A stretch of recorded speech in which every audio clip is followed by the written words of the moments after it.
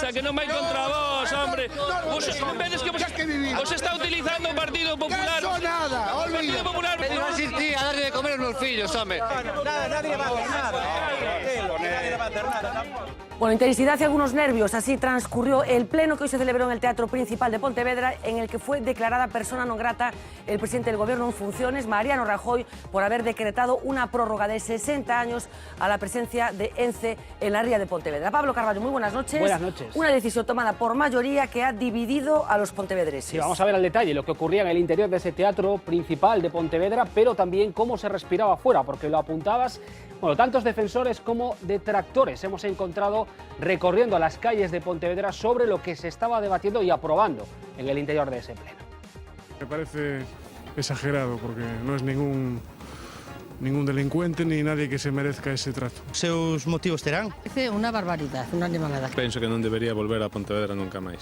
Rajoy no es bienvenido en muchas partes de España y en muchas familias. Porque hace las cosas como las hace y cada uno tiene lo que se merece. No me cae bien el tío en sí, pero la verdad, para declararlo persona non grata en una ciudad, cuidado, Bueno, no es tan raro, tan excepcional como creía este joven. Zapatero, por ejemplo, fue considerado persona non grata en Fene, Joaquín Almunia en Vigo y la exconsellera de Sanidad de Rocío Mosquera en Lugo. Luego lo contamos porque hoy estábamos pendientes también de 23 negociadores que acaban de abandonar esta reunión desde las 5 menos 20 de la tarde y con apenas un receso hasta hace escasamente unos minutos.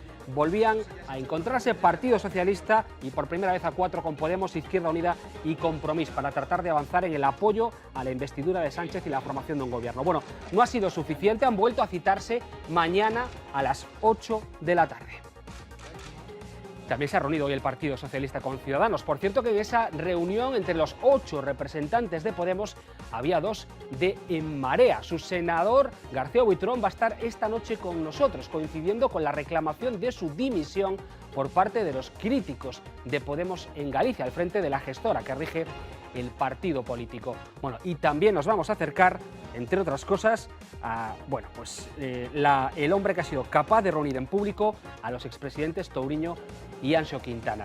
Paulo Carlos López analiza en su tesis doctoral lo que fue aquel bipartito, sus luces y sus sombras, los motivos principales que llevaron a su fracaso. Un proyecto que ha vuelto a poner en público y a la vez a los 2 dirigentes. Ahí los están viendo, a Pérez Touriño y Anxo Quintana. De seguida lo saludamos.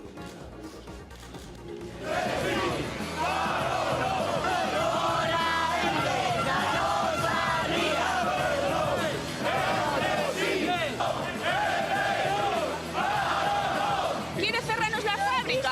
¿Y dónde vamos a trabajar? Uno de vosotros defendemos que... Ustedes arruinaron a miña vida, a meus pais e a toda a familia. Eu me la tengo que buscar a pesar de estar al lado del motor de Pontevedra. A pesar de comerme toda su mierda, me la tuve que buscar yo. Demolición, peche, hostia.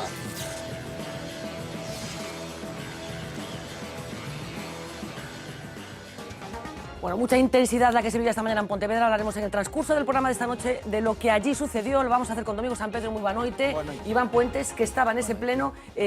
Falaremos de esa sesión no transcurso do programa, pero como estabas ali, ex concelleiro do Partido Socialista, dame un titular do que ali pasou. Democracia en estado puro. Miguel Tellado, muy buenas noches. Buenas noches. Por contraposición, ¿cuál sería el tuyo? Hombre, una utilización partidista, claramente, de una institución municipal al servicio de unos partidos, ¿no? Sin lugar a dudas. Laureano Araujo, moi boa noite. Boa noite. Bueno, 4 persoas que debullaremos o que deu de sí este luns, pero como decíamos, queríamos deternos nun traballo académico. Paulo Carlos López, boa noite. Boa noite, Fernanda. Un traballo académico que se detén nunha época interesantísima, intensísima da política galega, que hoxe podemos interpretar de outro xeito a vista do que está acontecendo en Galicia, pero tamén no conxunto do Estado. A construción da xenda política, mediática e pública das eleccións galegas do ano 2009. Por que, Paulo, decides mergullarte nestes 4 anos que acabaron como todos sabemos que acabaron? Por qué? Creo que era importante, máis que nada, porque no ámbito académico en Galicia non existe unha reflexión do punto de vista das relacións das propias axendas, da política, da mediática, da pública, como se relacionan os medios, o sistema político e a propia cidadanía, e porque estas eleccións do ano 2009 foron interesantes porque había un contexto de triple crise. Unha crise económica, caeu Lehman Brothers, en unha transición cara a un contexto post-crise, unha crise mediática que houve novos actores e que os medios de comunicación por primeira vez eran tamén actores políticos que entraron no confronto político, e tamén había unha crise política, logo de todo que saiu do concurso eólico, un bipartito tirándose os trastos pola cabeza, bipartito, o goberno de coalición, logo explicamos, en plena confrontación, e que esa triple crise provocou un relato electoral complexo e que entendíamos, tanto o meu director Luis Álvarez Pousa como eu, que debíamos estudiar para sacar unhas conclusións e saber que aconteceu. Imos falar do que aconteceu, pero antes unha curiosidade.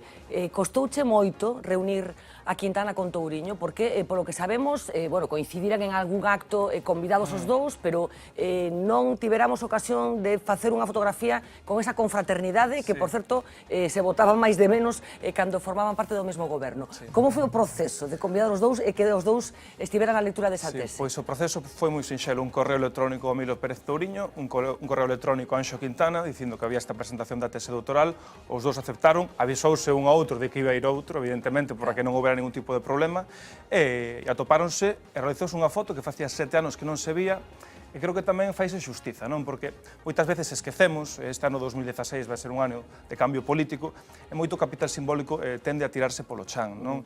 Creo que hai que reivindicar certas cuestións dende o punto de vista político tamén. Esa foto era necesaria, que se viran as caras, que riran, que comentaran, que agacharan a cabeza no momento da lectura cando vían que as cousas non lles gustaba, ou que moveran a cabeza dicindo que estas cousas non eran así, eran de outro xeito, non? A parte que dicir que colaboraron moi activamente na tese doutoral, con entrevistas en profundidade, tamén o propio Domingos, e que son actores que, aínda que a día de hoxe non están na actualidade política, sí que teñen moito que aportar. Bueno, pois imos ver un pouco ese momento, esas fotografías, ese ruido de flashes, que parecía que estábamos diante de dous actores que iban a participar nos Óscar, tal foi o interese mediático que suscitou esta fotografía, e tamén do que ali aconteceu este venres, e tamén das cousas que foron distanciando o Partido Socialista do Bloque Nacionalista Galego durante eses 4 anos de bipartito. 7 años después, Touriño y Quintana parecen haber enterrado el hacha de guerra. Incluso se muestran en sintonía a la hora de opinar sobre la actual situación política. Sería bon que fueran capaces de ponerse de acordo de que pudiera haber un goberno que respondera ás necesidades do país e ao momento tan complicado que temos por diante. Eu penso que existe unha vontade maioritaria na xente, non? Que se reflexou nas votacións do pasado 20 de decembro de que haxa un cambio, ¿no? Pero la aparente buena relación mostrada entre ambos contrasta con los 4 años de desencuentros que protagonizaron al frente del bipartito. Una historia de tira y aflojas que terminó por retratar un gobierno bicéfalo, dividido y a la postre debilitado. Nada que ver con la actitud mostrada el pasado viernes. Ambos exlíderes coincidieron durante la presentación de una tesis sobre el fracaso de su gobierno. Allí se saludaron efusivamente, incluso posaron para los fotógrafos todas las veces que fue necesario. Su primera crisis se remonta a agosto de 2005, cuando socialistas y nacionalistas rivalizaron por el patrocinio de las ayudas a las mujeres maltratadas. En octubre de ese mismo año, el nombramiento de Marisol López como secretaria xeral de Política Lingüística no gustó a los nacionalistas. Un año después, en noviembre de 2006, Touriño y Quintana protagonizaron un nuevo desencuentro, en esta ocasión por el porcentaje de vivienda protegida. Los nacionalistas proponían reservar el 40% del suelo para esta vivienda, algo para lo que no contaron con el apoyo socialista hasta que estos tuvieron el del BNG para su plan de medidas de protección del litoral. El voto inmigrante fue otro punto de fricciones. En vísperas de las generales de 2007, ambas fuerzas se enzarzaron por este asunto. Ya en 2008, el BNG llegó a pactar con el PP en Madrid la reforma de este sufragio a espaldas de los socialistas.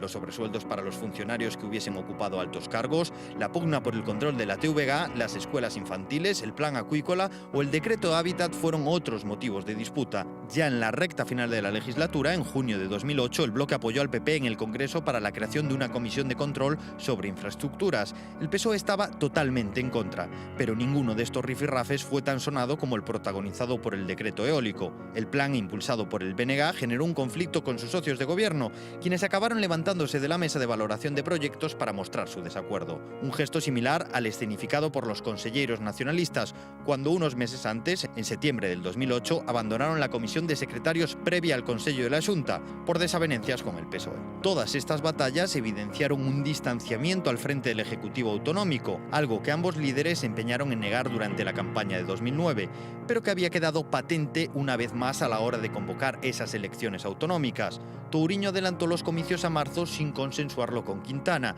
quien se enteró de la noticia a través de los medios. Pero todas estas polémicas parecían muy lejanas el otro día. Durante la ponencia ambos compartieron confidencias, charlaron de forma distendida, cruzaron miradas, compartieron risas y hasta asiento.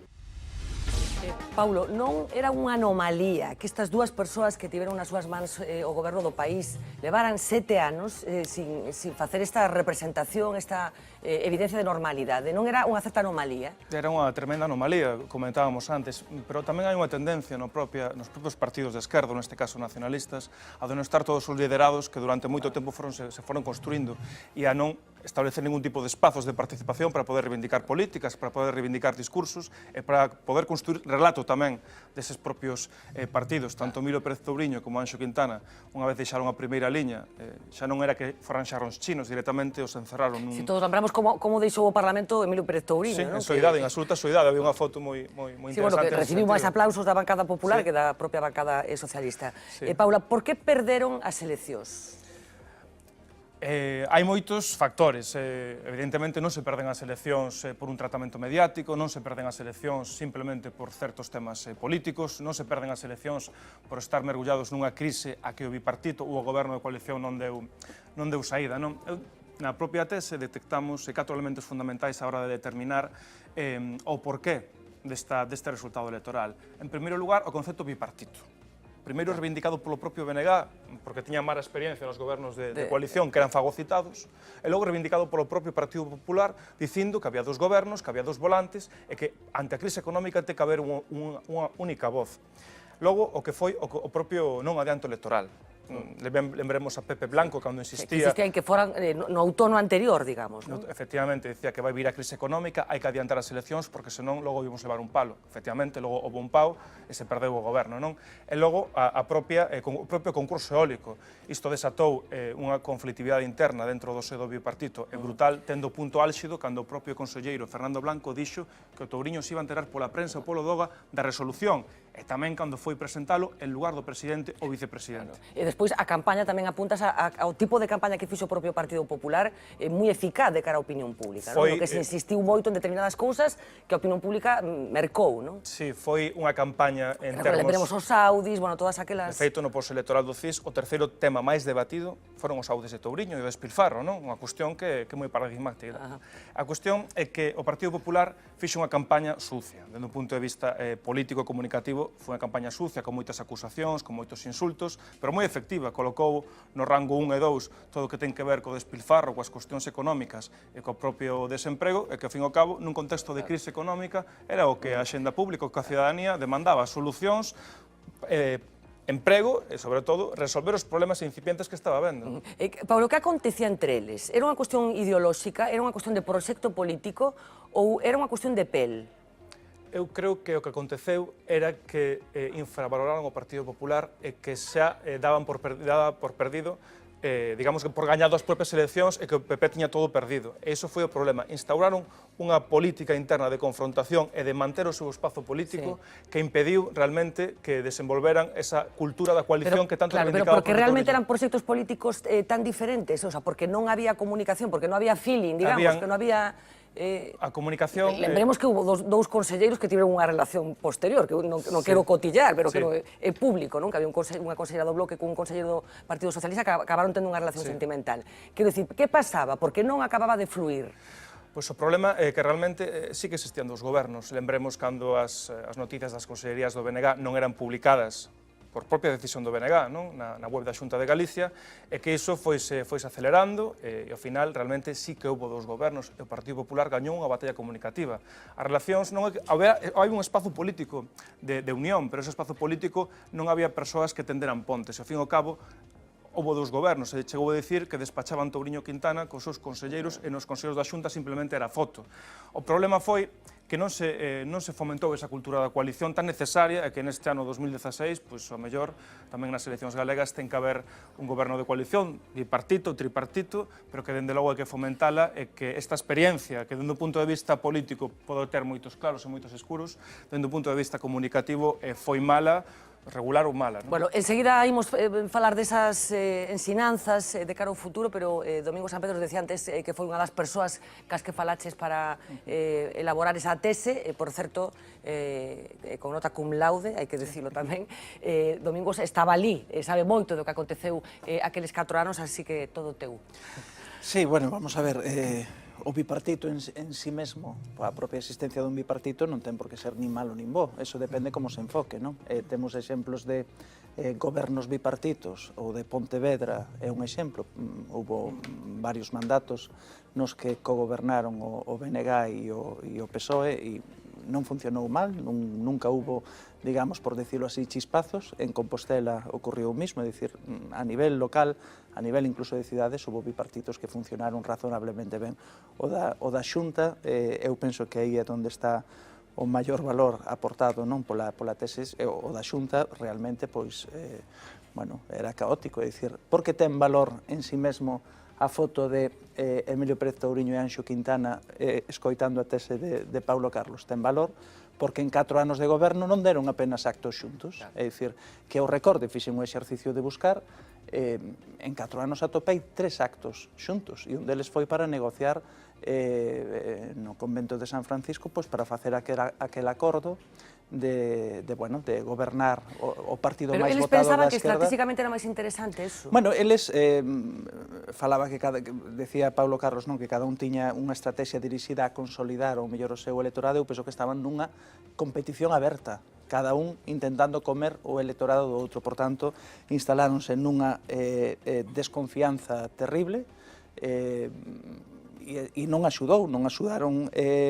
cousas como pois esas liortas que había, por exemplo, polo ente público, non? Pola TVG, que é esa caixa tonta que todos os políticos queren ter nas súas mans para manexar, é dicir, xa fixeron un reparto moi endiablado, uns quedaron cos programas e outro co tal, e hai que lembrar que un colaborador desta mesa, como é Carlos Aymerich, dixo un día que o telexornal da TVG só servía para saber se os conselleiros do PSOE iban ou non comer á casa. É dicir, en fin, quero dicir, non, é que eso, ora rímonos, pero é que eso pasou, fomoslo vendo, non, no Parlamento. Despois o da páxina web, é inaudito. Alguén se imagina, ou mellor incluso naqueles momentos de máis tensión do tripartito catalán, alguén se imagina que as consellerías que tiña a Esquerra non publicaran, non volcaran as súas novas, se negaran a volcar as súas novas no portal web da propia Generalitat. Bueno, pois sería inaudito. Eso ocurreu en Galicia, é dicir, e eso vai a quedar na memoria de todos que ocurriu en Galicia, non? E ocurriu, bueno, pois, chegou incluso a ocurrir que dentro do ámbito da vicepresidencia, dentro do ámbito do BNG do goberno, se negaban a convocar a propia televisión pública ás súas roldas de prensa. É dicir, eso en sí mesmo é moi chamativo, non? Pero a min, máis alá deso que xa está contado, descrito e asumido por moitas... Sí, pero eu penso que é interesante, e por eso insisto, que por eso ten valor esta foto, non? De feito, con esa cordialidade con que se mostraron outro día moito máis calmos, máis serenos e máis a outras cousas, é dicir, é raro, non? É raro topar unha imaxe desas da etapa no bipartito, non? Pero a min gustaríame ao mellor si Paulo Carlos, non, como estudioso desa etapa, se nos pode facer ao mellor unha reflexión, ademais el que ven do mundo do nacionalismo tamén. Eu penso que é evidente que falta un relato conxunto construído de o que ocurriu nese goberno, non? Falta ese relato construído conxuntamente entre PSOE e BNG que nos pasou, en que fallamos, porque cada un conta a historia pois como a entende, non? E o que me gustaría saber é se ti crees que o mellor o paso por esa experiencia de goberno foi a causa ou non da implosión sufrida despois polo BNG, é dicir, porque todos sabemos que o BNG chegou, bueno, hasta certo punto debilitado porque xa empezara o seu retroceso electoral, non? No ano 2005, pero chegou a ese goberno que podía ter convertido esa experiencia nunha oportunidade para asentarse, consolidarse e tal, e saiu dai fragmentado en tres en tres grandes corrientes. Unha foron os Irmandiños de Beiras, que xa sabemos para onde foron, outros foron máis Galiza, que penso que na que participabas ti, non? Que acabou convertida en Compromiso por Galicia, e outra, o sector máis oficial, que pivota en torno a UPG. É dicir, dun goberno saíron, un partido hasta certo punto pequeno, saíron tres forzas, non? É dicir, eso foi realmente o paso polo goberno, a perda desa gran inocencia do BNG foi realmente o seu fin? Non o paso polo goberno, a perda dese goberno. Non? Dúas hipóteses da propia tese sobre estas eleccións foron primeiro que voto económico, non? É dicir, estas eleccións do ano 2009 votouse en clave económica, en clave post-crise. Pero tamén a outra hipótese que era a baixada continua do propio BNG. Lembremos que onde o BNG perdeu maioritariamente os votos neste ano 2009 foron 40.000 na provincia da Coruña, non? Entón, digamos que esta perda de goberno por parte do BNG, logo dunha baixada durante moitos anos, quitando o ano 2008, que foron as eleccións xerais onde o BNG non perdeu, pois o que fixo foi reforzar posicións de antigoberno, reforzar as posicións nomeadamente da UPG, que non hai vocación de gobernar, e isto provocou pois que o que todos sabemos a día de hoxe, a implosión do propio BNG, a fragmentación do galeguismo e do nacionalismo político, eu creo que foi un factor determinante a hora de ver o que aconteceu no propio BNG, non? Por resumir moito, finalmente o nacionalismo veulle mal pasar polo goberno do país? Non lle veu mal pasar polo goberno do país. Veulle mal perder o goberno do país, como perdeu. Perder como perdeu o goberno do país. Non, de feito, moitas voces internas dentro do propio BNG, tamén nas entrevistas que se fixeron para a tese, decían que se chegamos a estar 4 anos máis no goberno, a UPG agora mesmo estaría en minoría e o BNG ainda seguiría unido. É unha reflexión moi interesante que creo que cambiaría a historia de todo o que foi despois as decisións do propio BNG. Pola proximidade que tiveches os dous protagonistas desta historia, Quintana-Touriño, Touriño-Quintana, tes a sensación de que están arrepentidos de como fixeron as cousas, de que finalmente perderon os dous? Eu creo que están arrepentidos no sentido de que sabían que era unha oportunidade única e que non a souberon aproveitar. Tanto Emilio Pérez Touriño como Anxo Quintana fan moita autocrítica, din que non houve comunicación, non houve falta de comunicación, erros de comunicación, din que non foron quen de controlar moitas veces os seus aparellos partidarios, que moitas veces estaban facendo a propia oposición, o propio aparello do PSOE e tamén a propia FIGA, o propio BNG, cando estaba no goberno, e que eles mesmos din que as transformacións que se tiñan que ter feito neste país, porque houve avances no bipartito, hai que dicir que houve avances políticos, pois non eran dunha legislatura e de que eran dúas, non?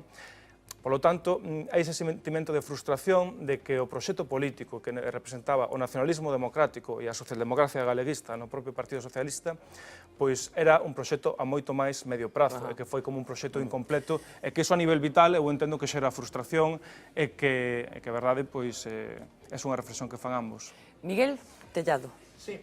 Hai unha frase que repiten sempre todos os gobernos que perden, non o bipartito, sino todos, non? Que tivemos un problema de comunicación. Non soupemos comunicar o que queríamos facer, eso é un... No, pero está da comunicación entre eles, non de cara á opinión pública. Entón, onde están os erros, as orixes do fracaso do bipartito?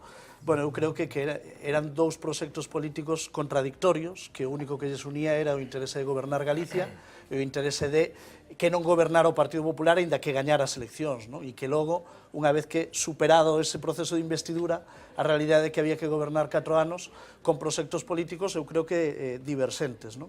E que as causas son internas, as causas do fracaso do bipartito son o propio goberno, non é que dende fora houbera un clima contra ese goberno. Eu esa tese non a comparto, non? Ou esa tese que fala dunha pinza mediática e do Partido Popular para combatir a imaxe dun goberno, eu creo que o problema era interno dese propio goberno, non? Un goberno que vivía alleo á realidade de Galicia. No último ano do bipartito, en Galicia houbo 51.000 parados máis, e o goberno nese momento se adicaba a pelesarse mutuamente, a renovar a sala de consellos da Xunta, a comprar coches, e que efectivamente o despilfarro estaba aí. Era unha realidade innegable. O dos coches foi moi habilidoso por parte do responsable de campaña do Partido Popular, pero finalmente os coches ali seguiron moito tempo despois de chegar Feijóo a Xunta. E se renovou a sala de consellos da Xunta con sillas que costaba cada silla máis que o salario anual dun traballador mileurista, non? O despacho do Como seguiron costando despois as sillas esas tamén cando as compraba o PP. No, porque logo non se... Porque logo o contrato estaba pechado e efectivamente a sala se rematou. Hubo unha serie de sillas mercadas para a Cidade da Cultura que costaban igual. O problema que eu lle vexo... Licitadas anteriormente. Sí, pero o problema que eu lle vexo, ao mellor, é a falta de explicación en frente. É dicir, o PP, o Partido Popular, de alguna forma, fixo o seu traballo. O Partido Popular, que Paulo Carlos sabe que traballou con enquisas cualitativas, sabendo cales eran os asuntos que lle interesaba a cidadanía, e aí identificou que había unha creencia instalada na xente pois sobre a imposición do galego, especialmente nas cidades estaba eso instalado. Había outra creencia na cidadanía que estaba moi instalada, que era o derroche que tiñan os gobernos en xeral, pero tamén en particular o goberno galego, ese dispendio. Entón, o Partido Popular creou discurso para combatir esas ideas que estaban, é dicir, o Partido Popular crea o discurso, lanza a súa campaña, cabalgando de alguna forma sobre esos asuntos, pero enfrente, o que era conselleiro de presidencia, José Luis Méndez Romeu, o propio presidente da Xunta, os responsables, de alguna forma, de facer esas reformas ou mellor na presidencia da Xunta, e nunca contrapuxeron un discurso explicativo, pois, do que estaba acontecendo, incluso para a propia militancia socialista, e Iván saberá o ben, porque el tamén viveu eso, pois para ter un discurso armado para contrapoñer ao do Partido Popular. Que se equivocou non contestando as cousas que se estaban dicindo. Pero ese argumento existiu, non? A existencia dunha pinza mediática de determinados medios xunto co Partido Popular. Pero certo que Touriño tampouco contestou. E da outra banda, a existencia dun medio apoiado dende a vicepresidencia da Xunta cuns fins determinados, non? Quero dicir, houve unha loita mediática interesada por parte do nacionalismo. Porque quería escoitar, temos poucos minutos para esta parte. Quería saber a intervención, o punto de vista do que aconteceu tanto de Iván como de Laureano. Iván. Bueno, escoitando a Miguel, é obvio que o argumentario aprendeu ben naquele ano 2009 e o sigue tendo aí ben metido e o sigue repetindo, non? Todavía 8 anos, casi 8 anos despois, non? Eu, bueno, felicitar a Paulo Carlos, por suposto, ao doutor Paulo Carlos xa, non? Por esa tese doutoral e agradecerlle ademais a foto que eu creo que a moitos nos alegrou poder ver por fin, nos trouxo morriña ademais dun goberno que sí que eu creo que foi positivo en términos de xestión para Galicia, moi positivo, que fixo moitísimo en 4 anos, pero que efectivamente, e coincido plenamente coa tese, bueno, pois non soubo arranxar determinadas diferencias que teñen internas, que creo que decía Domingos, eu creo que son comprensibles, depois de 16 anos do goberno do Partido Popular, dunha tensión, dunhas ganas de cambiar absolutamente todo, pois hai dous partidos que sí coinciden fundamentalmente nunha acción de goberno pactada, consensuada, firmada, pero que se miran de esguello para cando cheguen as seguintes eleccións, pois non perder posicións, gañar posicións frente a outro, e iso ao final a ciudadanía o acaba vendo. Con respecto ao Partido Popular, bueno, eu vivín esa época, recordo como unha das campañas máis sucias e máis asquerosas que eu puiden ver en política. É válido, dicir, en comunicación, as campañas de difamación, as campañas basura, existen, e en comunicación política máis aínda, non? E poden utilizalas, e ás veces non dan resultado, e eu, nese caso, o Partido Popular saíuse coa súa, non? Pero é evidente que se utilizaron unha serie de argumentos que enfangaron a política, non só as sillas, non só os coches, o do galego que decía Domingos agora. Eu recordo como se repetía esta saciedade que en Galicia había nenos que non sabían falar castelán prácticamente, non? Que a mí me parecía de marcianos aquelo, pero o PP o repetiu, o PP alimentou discursos contra o galego, como por exemplo de Galicia bilingüe, e fixo unha campaña no caso da provincia de Ourense houve cousas sucia totalmente, non? En todo caso, bueno, pero hai sí que teño que decir solo un pequeno inciso, que hai cousas que non se inventaron. É dicir, cousas que non se crearon artificialmente, como, por exemplo, o carrexo dunha excursión que iba para Portugal, que acabaron desviados a un míting do BNG. Eso non se inventou, é dicir, e ante a realidade... E ante a realidade, ao mellor de algunhas cousas, quero dicir, hai de todo. Os partidos políticos teñen lícitamente a capacidade de levar as campañas por onde lles interesa, pero despois tamén hai feitos, e hubo feitos que se contaron, e evidentemente foron fundamentais nesa campaña. En todo caso, creo que esos erros alimentados por esa campaña, insisto, sucia do Partido Popular, bueno, pues favorecieron o que favorecieron. En todo caso, me preguntas como vivía, decía Domingos, como vivíamos nós, ou eu particularmente internamente, non? Eu recordo aqueles días que había unha gran discusión se había que entrarlle ao trapo do Partido Popular a baixar a política a ese fango ou non, porque fixéramos... E ti que decías? Eu creía que sí, que había que contestarlle ao Partido Popular. Pero, sobre todo, e conto unha anécdota nada máis moi breve, porque eu primeiro creía que non, porque decía, bueno, evidentemente, unha trapallada, unha porquería que está soltando o PP, pero hai xestión para vender por riba deso, hai política blanca, pura, limpa, que se pode vender. Sí, é certo, que se pode vender, que se pode vender e que os ciudadanos poden apreciar, pero fun un día ao Pazo da Ópera na Coruña a ver a Buenafuente, que veu ali co Terrat e tal, non? E cando vin que un dos monólogos de Buenafuente, un señor de Cataluña, que non ten nada que ver con Galicia, iba sobre as sillas e os coches... Bueno, pero adaptaba o discurso a plaza de turno. Da igual, Buenafuente falaba das sillas e dos coches en Galicia. Vin a reacción dese Palacio da Ópera cando estaba ali aplaudindo que se viña abaixo e sin carai, isto está calado, isto está facendo dano e hai que contestar. Houston temos un problema. Laureano. Sí, eu recordo incluso unha das últimas entrevistas que lle fixeron a Pérez Touriño na cadena SER, onde tamén entraron por ese tema, que me parecía alucinante.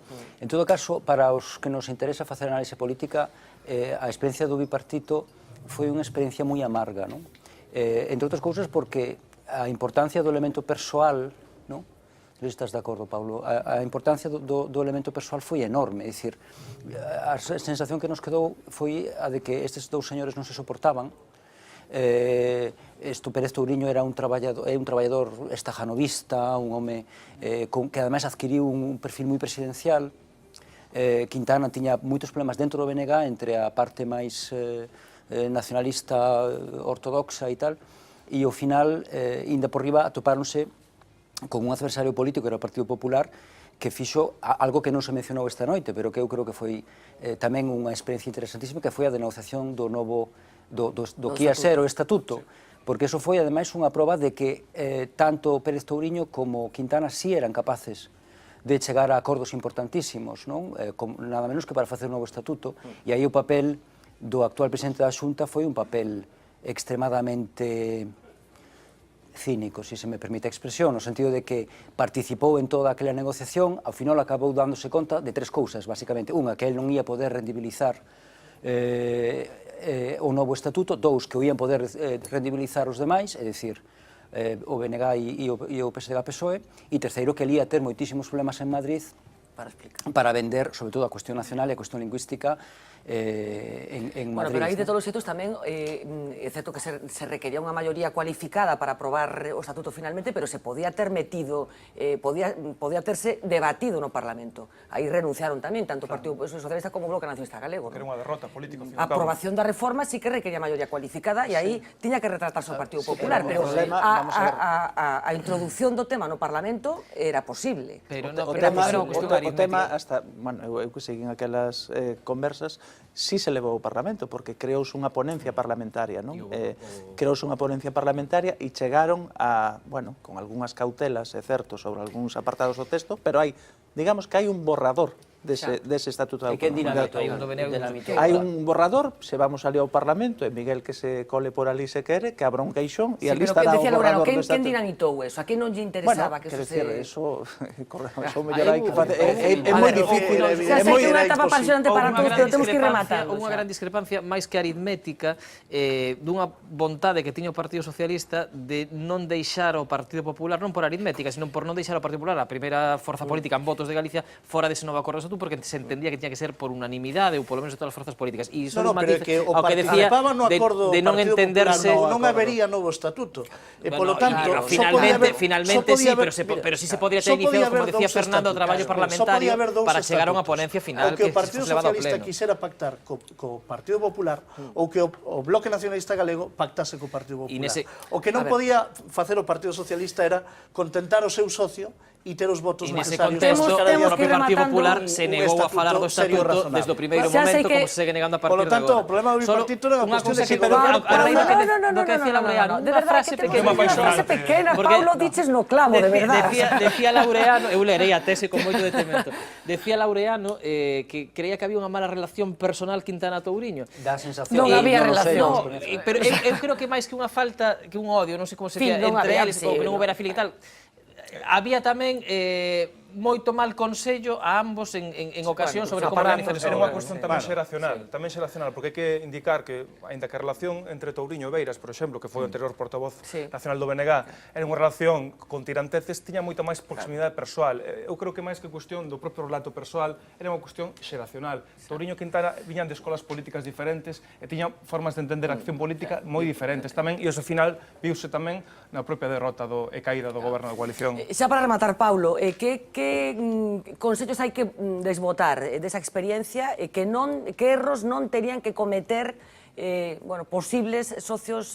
dun goberno galego? Eu creo que o consello fundamental, se hai cambio político no ano 2016, é que ten que haber unha comunicación total absolutamente transversal. Hai que descompartimentar a acción política, a acción comunicativa na Xunta. Non pode haber consellerías do partido A, partido B ou partido C. Evidentemente, cada quen quere rendibilizar políticamente o seu espazo, non?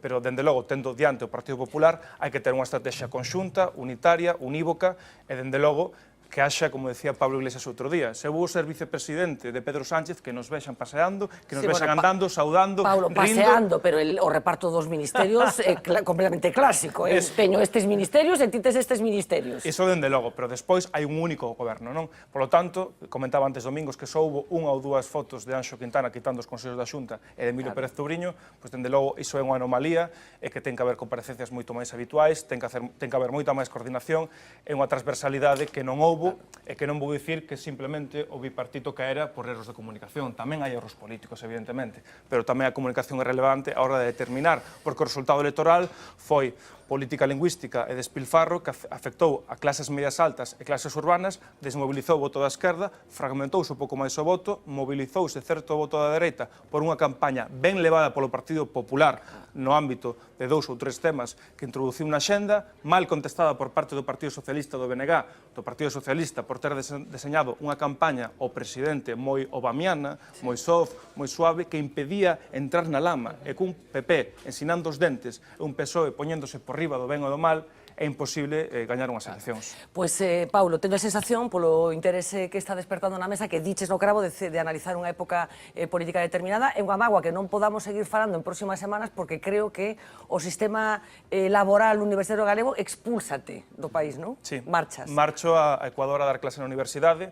É unha mágoa, non é a miña pretensión ter que marchar do país, pero non queda outra, a xente que queremos coller experiencia laboral no ámbito académico, e tamén unha pequena chamada de atención aos dirixentes deste país, que eu teño 30 anos, e logo de facer todo un proceso de formación durante prácticamente 12 anos, teño que marchar, teño que emigrar. Bueno, pois recén nomeado doutor cum laude, despois desa tese doctoral no mes de marzo collas maletas. Estaremos pendentes, porque seguro que dende ali estarás moi pendente do que aconteza estes meses, porque marchas nunha época apaixonante. Paulo, de verdade, enhoraboa, moitísimas grazas. Grazas, Fernando. Grazas. Imos facer unha pausa, enseguida recibimos, que xa estou vendo aí outro lado da cámara, a Pepe García Buitrón. Un placer como sempre.